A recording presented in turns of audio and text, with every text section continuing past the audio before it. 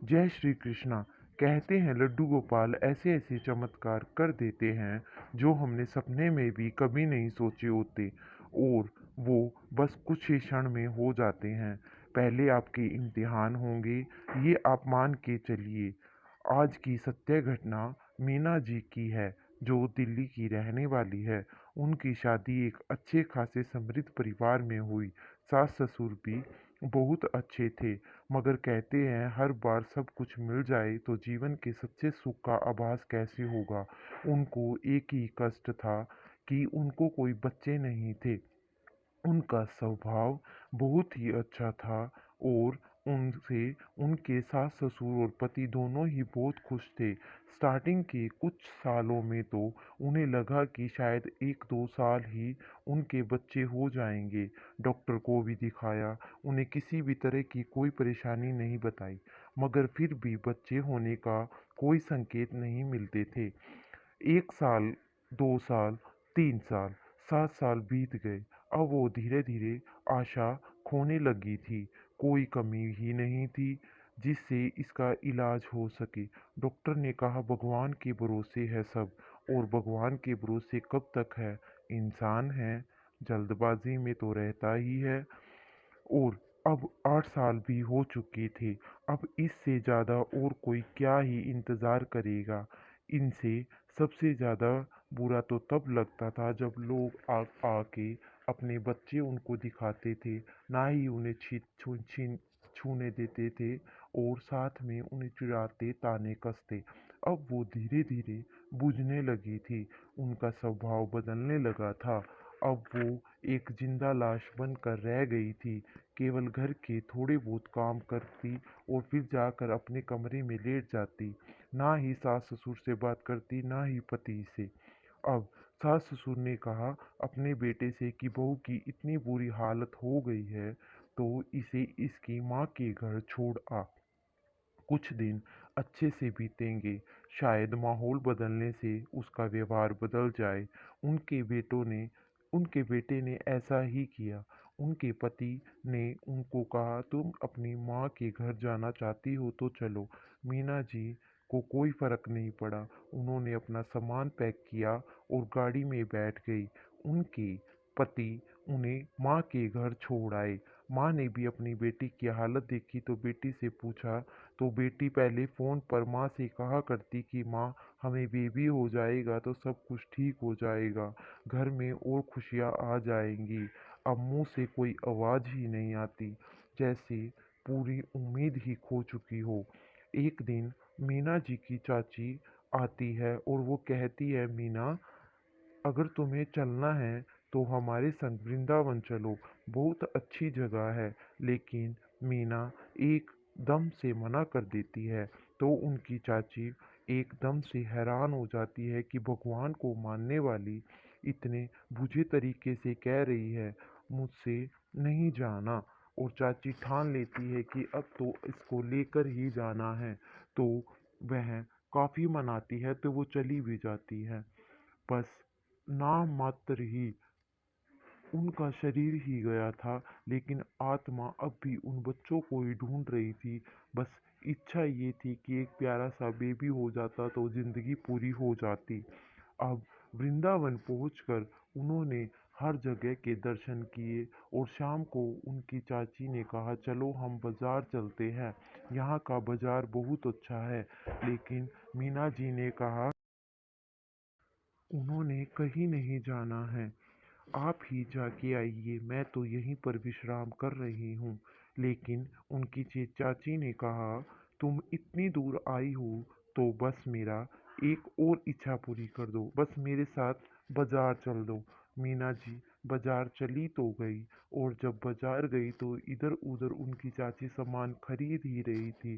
तो उन्होंने देखा कि एक दुकान पर बहुत प्यारे प्यारे लड्डू गोपाल थे, पीतल के, अष्टधातु के। सभी लड्डू गोपाल ने एक ही चीज कॉमन थी, सभी मीना जी को देख रहे थे। मीना जी पहले तो मीना जी कहते हैं उनमें से एक लड्डू गोपाल तो ऐसे थे जो हाथ हिलाकर उन्हें बुला रहे थे। अब ये किसी भक्त का अनुभव कह लीजिए। या उसका कोई चमत्कार। वो अपनी आंखें मसल कर ऐसे देख रही थी जैसे कोई सपना हो। उन्होंने एक नहीं पूरे 5 लड्डू गोपाल लिए थे। देख चाची जी बहुत हैरान हो गई। चाची जी ने जब पूछा तो उन्होंने घर आकर बताया कि मुझे ये सब लड्डू गोपाल अपना हाथ हिलाकर बुला रहे थे। चाची जी को भी बड़ा अचंभा हुआ। उन्होंने सोचा वैसे भी इसकी मानसिक संतुलन हिला हुआ है, शायद ये ऐसे ही सुधरे। उस दिन में सारे लड्डू गोपालों की सेवा करनी शुरू कर दी और बड़े ही मन से करती। सुबह से लेकर शाम तक अब जो उनके अंदर का खालीपन था, ना बच्चे होना का कहीं ना कहीं वो भुला चुकी थी। बस लड्डू गोपाल की सेवा में मगन हो गई। अपने लड्डू गोपाल के साथ वो ससुराल आ गई और वहाँ भी उनकी पूजा प्रतिष्ठा करती। उनकी सास भी यह देखकर बहुत खुश थी कि उन्होंने लड्डू गोपाल के साथ ही वो लगी तो हुई है, कैसे भी लगी हो उनके चेहरे पर खुशी तो है। और वह इस बात को पूरे परिवार को संतुष्ट कर देती थी। सारा परिवार भी उनके साथ लड्डू गोपालों की सेवा करने लग जाता है। एक दिन मीना जी की तबीयत बहुत खराब हो जाती है। उनका सिर चकराने लग जाता है। तो उनकी तबीयत खराब होने के चक्कर में डॉक्टर को बुलाया जाता है। उनकी उल्टियाँ गिरने लग जाती है। तो पता चलता है कि मीना जी गर्भवती है। जैसे किसी बांझ बांझ बुलाई जाने वाली औरत को इससे बड़ा सुख और कोई भी नहीं हो सकता। महसूस कर पा रही होंगी वो माए कि वो खुशी ही क्या होती है।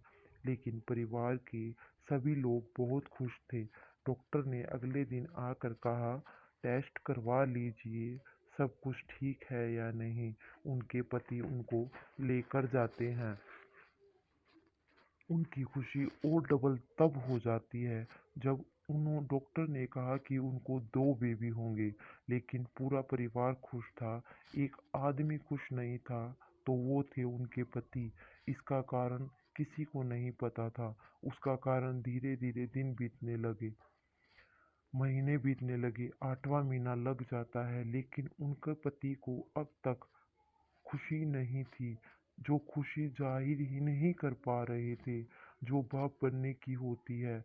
और उनका कारण बाद में पता चलता है जब मीना जी की डिलीवरी होने का टाइम आ जाता है। मीना जी जब गाड़ी में बैठी तो उन्होंने बताया कि मीना तुम्हारी डिलीवरी में कॉम्प्लिकेशंस बताया गया है और कहा है ऐसी सिचुएशन में जान भी जा सकती है। हमें बच्चे और माँ में से एक को ही बचा सकते हैं। और मैं जानता हूँ, अगर मैं तुमसे ये पूछूंगा कि तुम्हें किसको बचाना है तो तुम बच्चों को ही बचाओगी। अगर मैं तुम्हें भी नहीं खोना चाहता। और इसी बात से इतने महीने तक मैं परेशान हूँ। मीना जी ने मुस्कुराते हुए कहती है कि कोई बात नहीं, कुछ बात नहीं, बस तुम मेरे लड्डू गोपाल और मेरे बच्चों का ध्यान रखना। खुद के लगे हुए इस बांझपन के कलंक को मिटा कर जाऊंगी और सौभाग्यवती होकर इस दुनिया से जाऊंगी। इससे अच्छा और क्या हो सकता है, मुझे कोई फर्क नहीं पड़ता। ये जिंदगी अगर यहीं तक साथ थी तो मुझे पूरी उम्मीद है कि आप मेरे बच्चों का ख्याल रखेंगे। और ये सुनकर उनका पूरा परिवार रोने लगता है। और मीना जी आके बताती है जब ऑपरेशन रूम में डॉक्टर जाने के लिए कहता है तो उनका पति बहुत ही भावुक थे। मीना जी भी कहती है आप मेरे लड्डू गोपाल को ले आइए, मैं उनको रूम में साथ लेकर जाना चाहती हूँ। सभी बहुत चौंक जाते हैं। उनकी सास कहती है ये सब क्या है, क्यों क्यों चाहिए। डॉक्टर भी मना करते हैं पर वो जिद करती रही।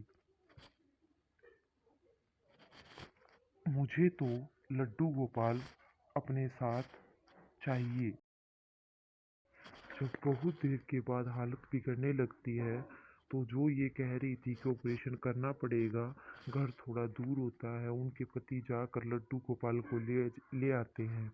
जैसे ही मीना जी लड्डू गोपाल को साथ लेकर चली जाती है, उनके पति बार बार घड़ी की तरफ देख रहे होते हैं।